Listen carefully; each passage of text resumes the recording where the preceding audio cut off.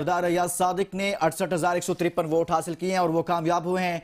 लाहौर का हल्का N120 है, जहां पर मुस्लिम लीग नून के उम्मीदवार सरदार अयाज सादिक ने 68,153 वोट हासिल किए हैं और वो कामयाब करार पाए हैं। N120 का ये नतीजा है। पाकिस्तान मुस्लिम लीग नून के उम्मीदवार हैं सरदार अयाज सादिक, जिन्होंने 68,153 वोट हासिल किए हैं और वो कामयाब हुए हैं।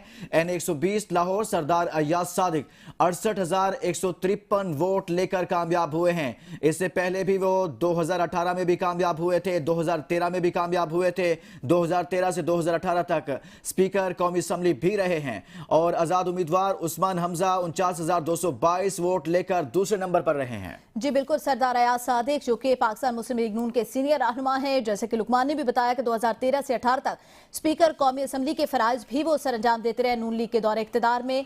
2013 से 18 तक वो और 18 से अभी तक भी वो कौमी असम्बली के मेंबर रहे हैं। बड़ा अहम रोल रहा है तहरीक अदम एतमाद के अंदर हो या उसके बाद कोई भी आइन पास कराना हो कौमी असम्बली के अंदर। लाहौर से NA120 की सीट थी जो कि पाकिस्तान मुस्लिम लीग नून के उम्मीदवार सरदार अयाज सादिक इस वक्त जीत चुके हैं। 68,153 वोट के साथ पाकिस्तान मुस्लिम लीग नून ने NA120 का हल्का भी जीत लिया।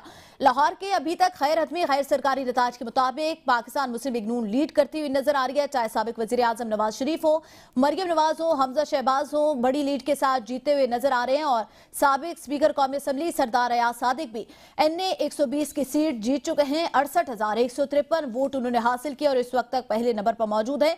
आजाद उम्मीदवार के दरमियान उनका काफी गैप था वोटिंग के हवाले से, अगर देखा जाए तो सरदार अयाज सादिक इस वक्त लीड कर रहे हैं।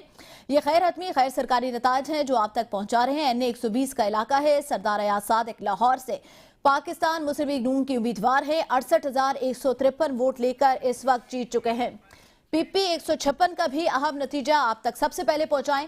आजाद उम्मीदवार अली इम्तियाज वड़ाए 54,031 वोट लेकर इस वक्त कामयाब करार पाए हैं। आम खबर दें PP 156 से खैर